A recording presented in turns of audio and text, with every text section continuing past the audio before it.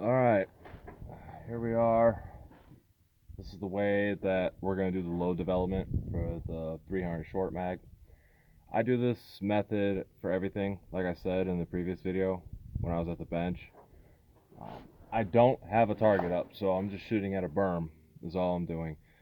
Right now what I'm looking for is what primer, what powder works the best for this combination for the bullet 208 grain AMAXs, and at the same time I'm pretty much plotting the velocities and looking for that node of a flat spot where there's not a big increase in velocity from charge to charge. It's the best thing to do to have the most consistent ammunition, especially for long distance and precision. This is pretty much step one, and then once this is all narrowed down, then we'll go to the tuner testing. If I didn't have a tuner brake or a tuner, it makes life easier having one. But if I didn't have one, from here I would go to a seating depth test. But this is step by step. I don't need a target for this. You can if you want, but I feel as though it's just gonna, a lot of people, will cloud the judgment on what's a good charge, what's a good powder, and everything. So it's best just don't even do it. Get it out of your head. As you can see, this is the rifle. I still got this factory stock on it for now until I get the KRG X-ray chassis. And even though I'm just going through and not shooting a target, I'm going to find a spot on this berm, and I'm still going to focus on my fundamentals too. So take every opportunity where you're pressing a trigger that it has a purpose. Okay? So first powder we're going to go with and use is the Norma MRP with the two different primers, the Federal Gold Medal Match Large Rifle Magnums, and then the CCI 34s from 62 grains all the way to 64.7 of the MRP. So, and I'm still going to watch for pressure signs with everything. Eyes and ears on. I treat this as if it is any other shot. Always. Always, every single time. Relax. Press.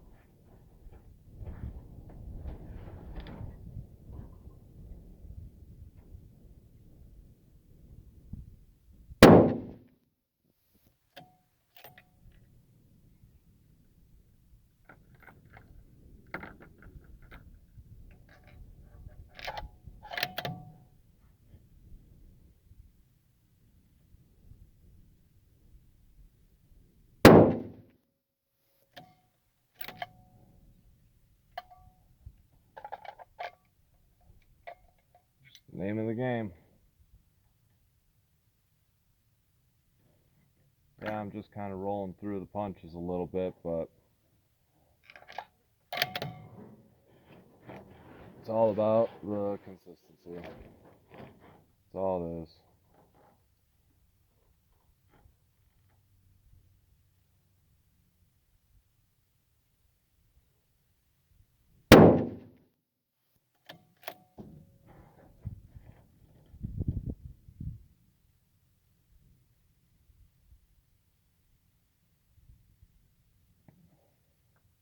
That's pretty good right there.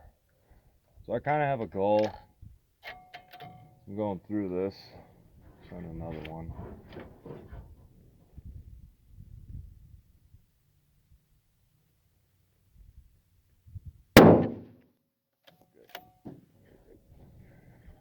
I have a goal, kind of a velocity goal of anything over 2,800 feet per second because of the twist rate in order to fully stabilize.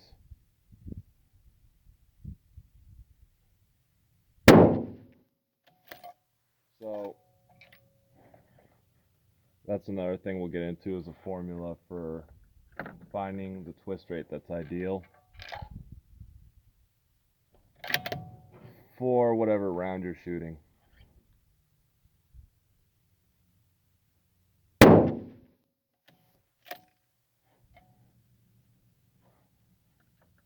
So for these 208 grain AMAXs, I plugged in the data into this formula. I'll go over it sometime. And the most ideal twist rate, if I was running about 2,800, 2,850 feet per second, is a 10 twist. That's what this is. If I go a little bit faster, that's okay. You're not going to see major differences. So, switch out rear bag and see how this does. And I take this as a training opportunity to be mindful behind the rifle and see how everything is feeling, how everything's affecting me. You know what I mean? You need to feel the whole shot, feel everything through, make adjustments, so that way you get everything dialed in.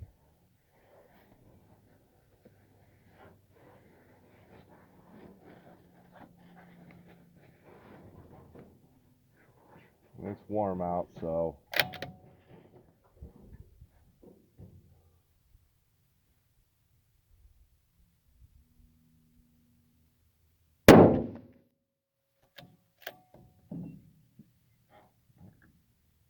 fell down there. I didn't want that.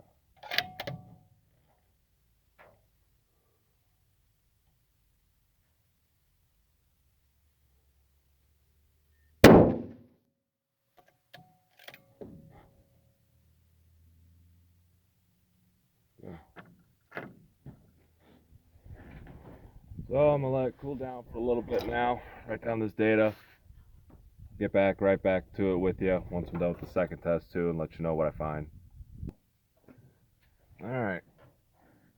So just got done with all of the Norma MRP loads.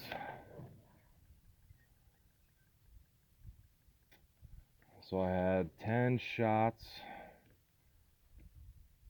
with Norma, going up in 0.3 grains from 62 grains to 64.7. I had 10 with CCI 34 primers, and then 10 with the Gold Medal Match large rifle Magnum primers. This is why we do this stuff. Oops. So we had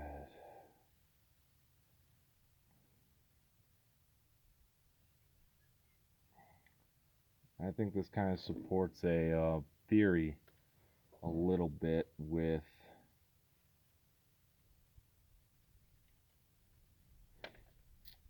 a theory that Scott Satterlee had.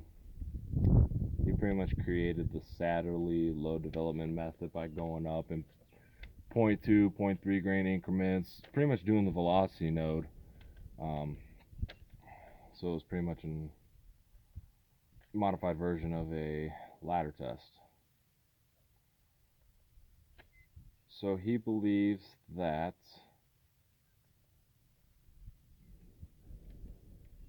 there is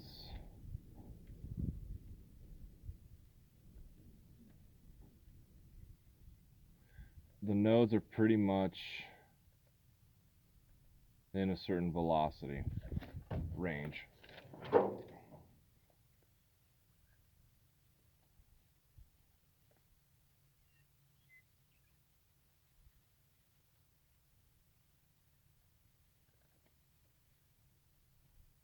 Yeah.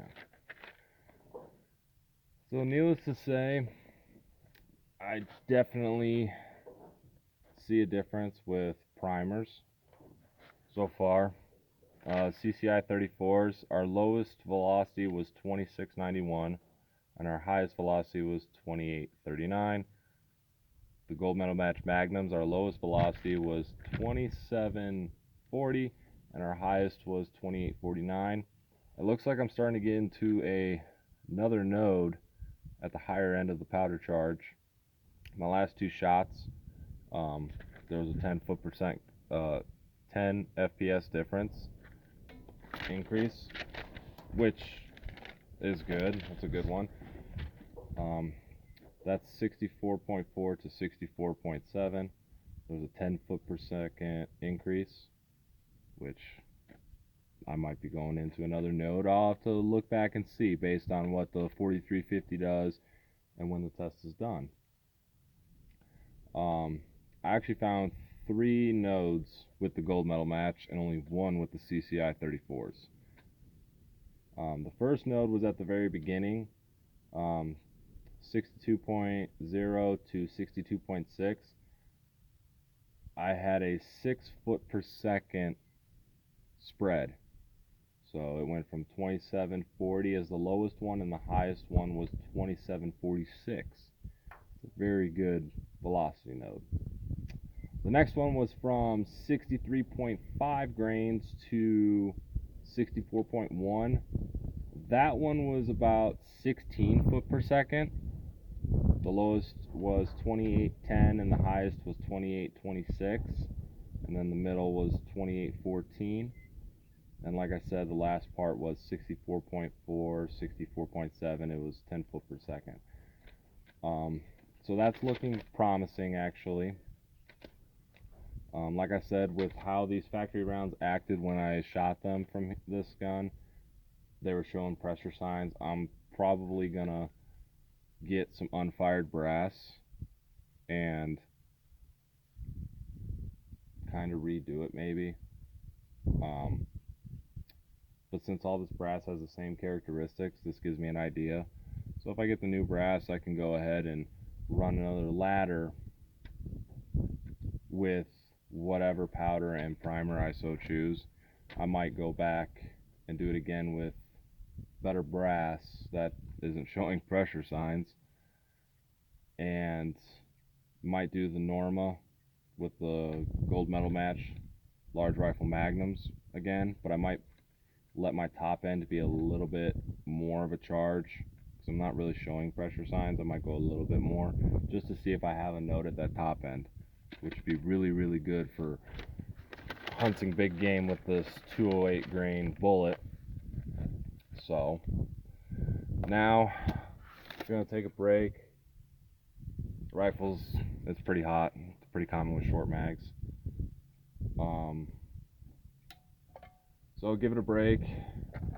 I didn't have any plunger marks or any type of pressure signs throughout this whole test. So it might be because this brass is already going at the end of its life, even though this is the second time it's fired. But like I said, this gives me an idea too. So for those of you that are like, man, like the brass isn't good, well, this all was the same brass. It's all been fired once, and it all showed the same signs. You can still run the test, I believe. Do I think you should keep using it? It's up to you. But this gives you an idea, because then you can go ahead and get some new brass, whether it's Hornady, whatever, and run the test again, narrow it down.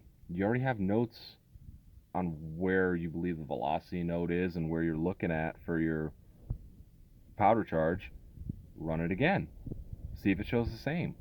See what the brass does. See what the velocity is. See if it is matching up. Because it more than likely will match up. You might have differences because it's different brass, different thickness, different quality. But I believe the nodes are still going to be there. It's one thing to keep in mind. This is why I say test. You don't need to go bonkers crazy with the testing. Simple testing. It's that simple. Could I use this brass again? Probably. Do I trust it? It's a short mag. I don't kind of trust it, and that's just me. but this gives me an idea, so that way when I do this next testing, it's less components and I can have more attention to these certain areas. So, all right, I'm talking. We're gonna let the rifle cool down. It's nice and hot, and I'll be back shortly, and we're gonna do the H4350. All right, rifle's cooled down enough. Now we'll begin the load on the H4350. See how this does with the two different primers. The charges are from 56.4 to 59.1, and let's see how this does right off the bat, just out of curiosity, and then I'll just roll through it so that way you guys aren't just bored with me sitting here doing all this shooting and stuff.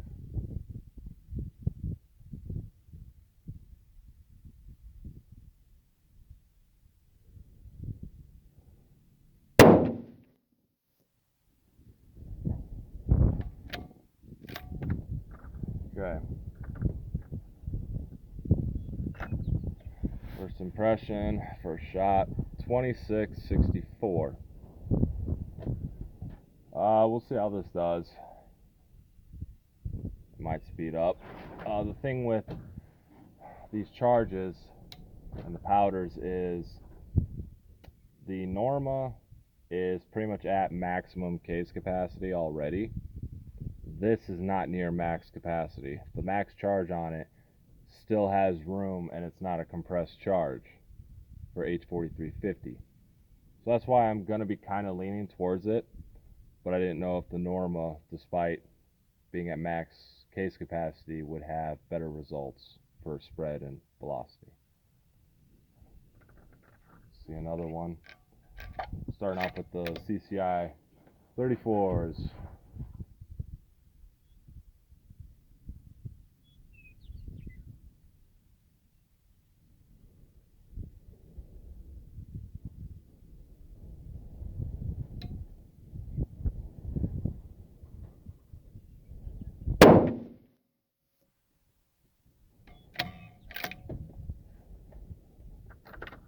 Already not in a node. That last second shot, only going up in 0.3 grains, was 36 feet per second faster.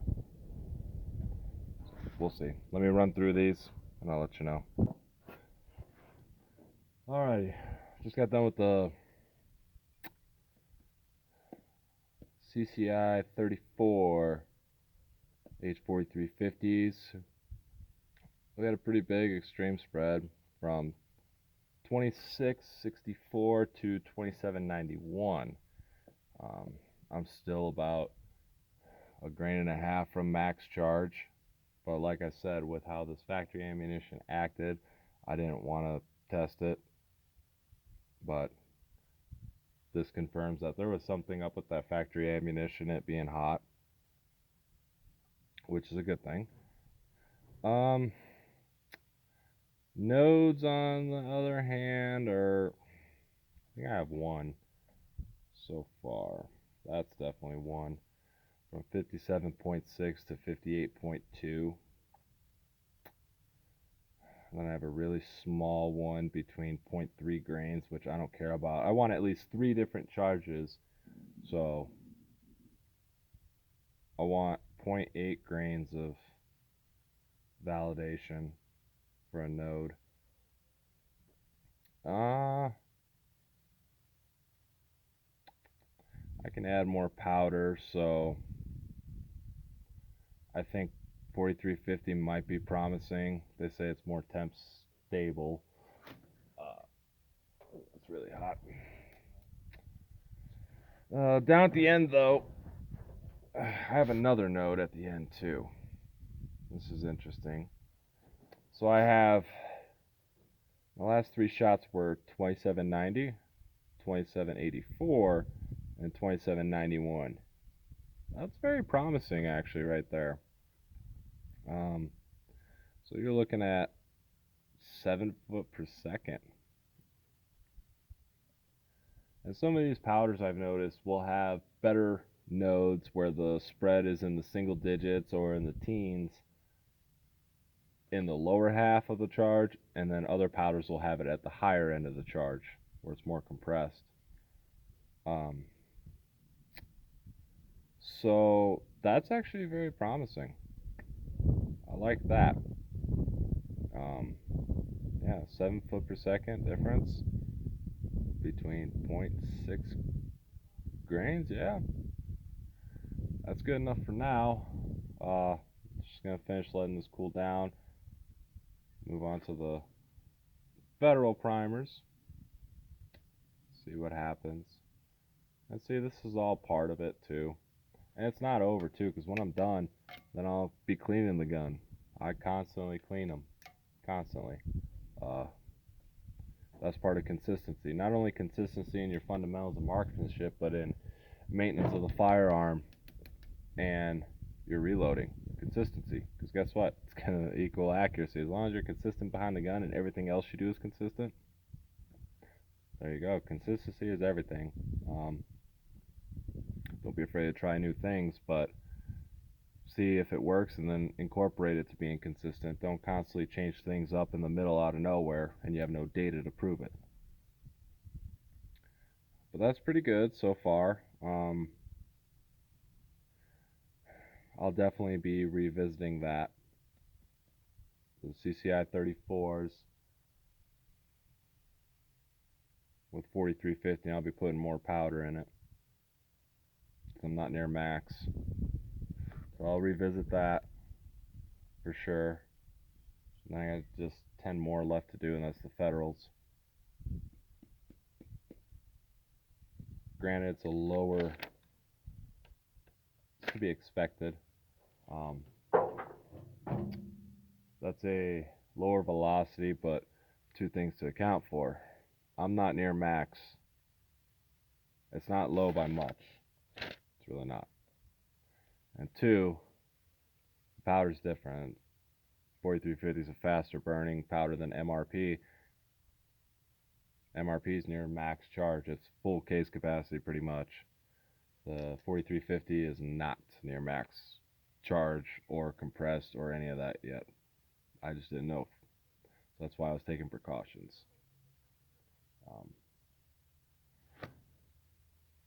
Rifle should be cool enough. We'll roll through these and give you the final data. Alright. So that concludes all of that. Rifle's nice and hot. So, definitely a difference in primers when it relates to the powder. So my 59.1 velocity for the CCIs was 2791. The large rifle magnums, the gold medal match, it was 2834. So that goes to show that primers act differently. I'm not seeing really good nodes. I see one good one at the very bottom with the gold medal match.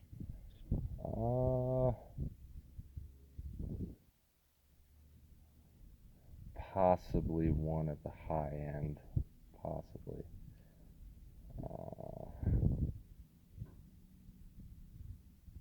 Looks like it. So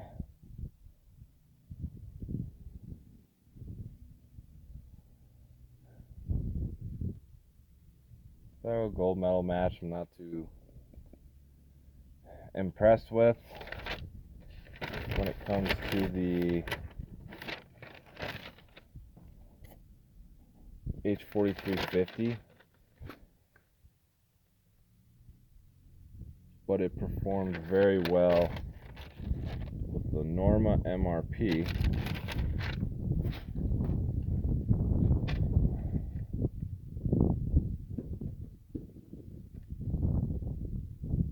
Honestly, it did. There's just too many variables, too many differences. I'll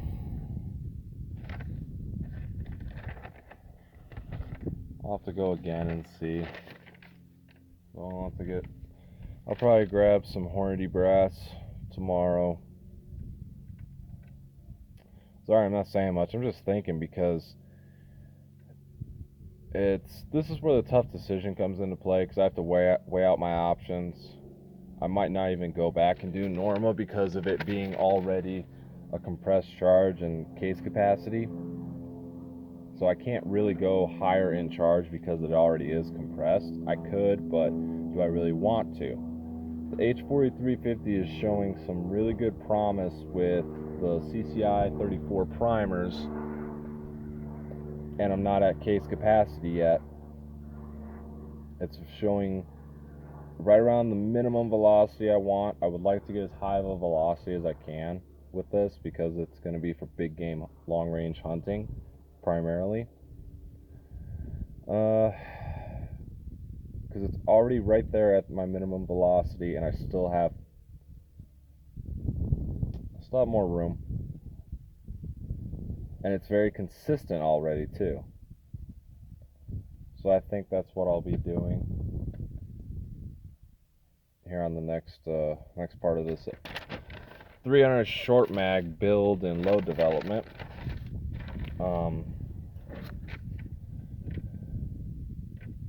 And that's where people get wrapped up in, oh, velocity, but it's not that consistent. I'm slightly slower, just slightly. And by slightly, I mean 15, 20 feet per second on average between two different primers for 4350, but on the slightly lower end where it's 15 feet per second slower with a different primer, it is way more consistent. So that'll probably be where I'm going to continue this next test, is a more in-depth test with 4350 and CCI 34 primers. That will be the next game plan, I believe. Showing the promise. It's hot out, so we'll go with that. I think that'll be the best option. And as you guys can see, just a berm. No targets, no nothing. Out of the back of my pickup. That's all it takes for this part. Once I get to the tuner brake testing, I'll show you being more precise, especially distance. Really honing in on those fundamentals. And also too, I have a target that it's perfect for low development.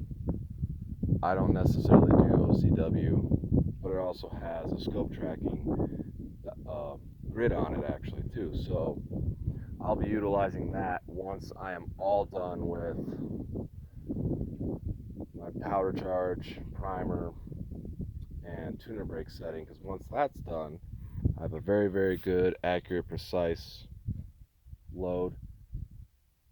Then I can go to scope tracking, which will be probably the final part, because you need to also know, is your scope tracking true to what you're dialing in on it? So we'll get into that too. That'll be it for now. Simple, do-it-yourself stuff. Very simple, very effective. Don't get hung up on stuff. You hope for the best stuff, but don't get hung up on it. Just don't. So that'll be it for now. So far, looks good. I'm happy so far. Continue with the build too, get the chassis done. Yeah, then we'll be off, ready for some long range hunting and precision shooting. Mostly long range hunting. This will be used for elk, deer, and I'll probably bring it along too when I go coyote hunting. I do that a lot. I mostly shoot my 243 Winchester, but I'll bring this too, just in case. You always have a backup. Same thing with when I'm going big game hunting, I'll bring my 243, because I don't go alone when I go hunting. I usually have a spotter with me, or a hunting buddy, whatever you want to call it. So that's it for now. Till next time, be safe.